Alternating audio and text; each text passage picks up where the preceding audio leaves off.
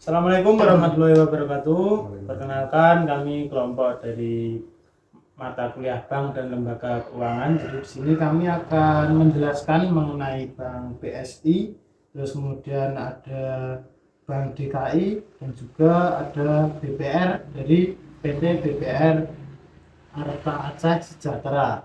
Jadi untuk yang pertama, sini kami akan menyampaikan mengenai Bank BSI atau Bank Syariah Indonesia. Jadi Bank BSI ini adalah sebuah bank yang didirikan di Indonesia pada tahun 1990. Kemudian sebagai bank syariah, BSI beroperasi berdasarkan prinsip-prinsip ekonomi syariah yang melarang riba dan mendukung kegiatan ekonomi yang sesuai dengan prinsip-prinsip Islam. Yang selanjutnya tentang BSI lagi, yang BSI itu menyediakan berbagai produk layanan perbankan syariah termasuk tabungan deposito, pembiayaan dan jasa perbankan. Terus yang lainnya sesuai dengan prinsip syariah, sebagian bank syariah terkemuka di Indonesia. Bank BSI memiliki sejumlah cabang ATM yang tersebar di berbagai wilayah Indonesia. Kemudian untuk kesehatan dari Bank BSI sendiri bisa dikatakan bank ini cukup sehat. Berdasarkan dari analisa yang dilakukan atau hasil dari penelitian kinerja keuangan bank syariah, itu menggunakan metode Camel Ratio Analysis, yang mana pada metode ini menghasilkan dengan total 89%. Jadi bisa dikatakan untuk kesehatan bank ini cukup bagus. Dan untuk CIR atau Capital Adequacy Ratio ini memperoleh bobot rasio sebesar 25%, yang mana dengan ketentuan tersebut dalam seri nomor 9 mengenai bobot untuk faktor kapital sebesar 25% dari total bobot Camel sebesar 100%. Selanjutnya ada Bank DKI atau Bank Daerah Kota Jakarta, adalah bank milik pemerintah Provinsi DKI Jakarta, Indonesia. Bank ini didirikan pada tahun 1961 dan merupakan salah satu bank daerah terbesar di Indonesia. Bank DKI memiliki fokus utama pada pelayanan perbankan kepada masyarakat Jakarta dan sekitarnya. Bank DKI menyediakan berbagai produk dan layanan perbankan, termasuk tabungan, deposito, pembiayaan, kartu kredit, serta layanan perbankan elektronik seperti internet banking dan mobile banking. Bank DKI juga memiliki sejumlah cabang dan ATM yang tersebar di berbagai lokasi di Jakarta. Dan sebagai bank daerah, Bank DKI memiliki peran penting dalam mendukung pembangunan dan perekonomian di wilayah Jakarta. Mereka juga aktif dalam mendukung program sosial dan kegiatan masyarakat di Jakarta.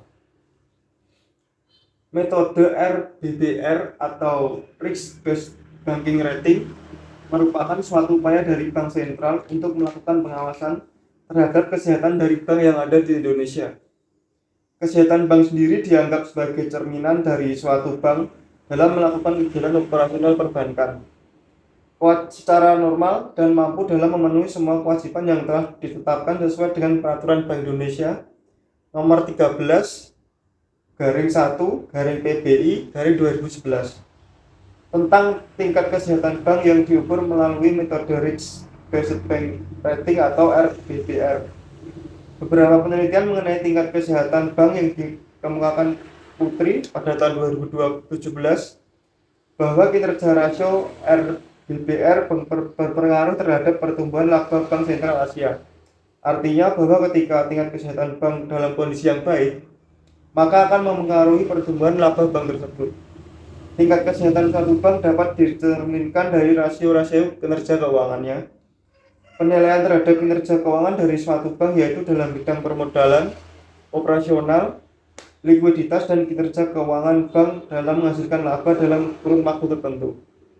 Selanjutnya ialah Bank PT BPR Arta Aceh Sejahtera. Ini merupakan sebuah badan usaha milik daerah perkreditan rakyat atau BPR yang beroperasi di Provinsi Aceh, Indonesia.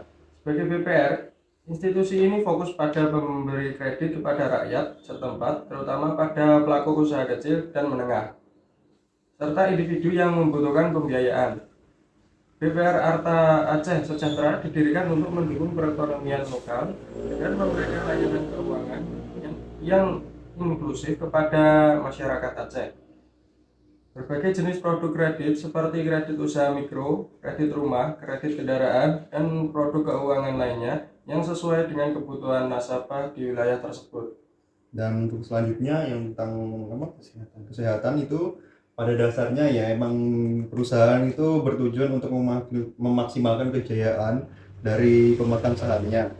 Pertumbuhan ekonomi tentunya membutuhkan indikator yang jelas sehingga dapat tergambarkan pasang surutnya perekonomian suatu negara. Salah satu indikator yang digunakan adalah pertumbuhan sektor keuangan yang stabil dan mantap. Terus yang berikutnya adalah melihat kondisi keuangan yang lemah yang ditunjukkan oleh neraca bank seperti rasio kredit tak lancar terhadap total aktiva yang meningkat. Apabila hal tersebut tidak diatasi, masalah itu dapat mengganggu kelangsungan usaha bank. Bank yang terdaftar pengawasan dianggap sebagai bank bermasalah dan diperiksa lebih oleh pengawas bank. Jika dibandingkan dengan bank yang tidak bermasalah, bank yang peringkat Kamel di atas 81, maka bank dengan pendapatan kuat peringkat Kamel tidak pernah diinformasikan secara luas. Sekian yang dapat kami sampaikan pada kesempatan kali ini. Mohon maaf apabila ada kesalahan atau kata yang kurang berkenan. Sekian dari kami. Terima kasih. Wassalamualaikum warahmatullahi wabarakatuh.